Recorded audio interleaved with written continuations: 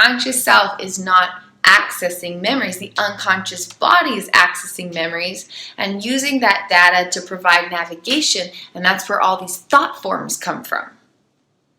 So when we have a bombarding myriad of automated thought forms, that's coming from unconscious memory activity.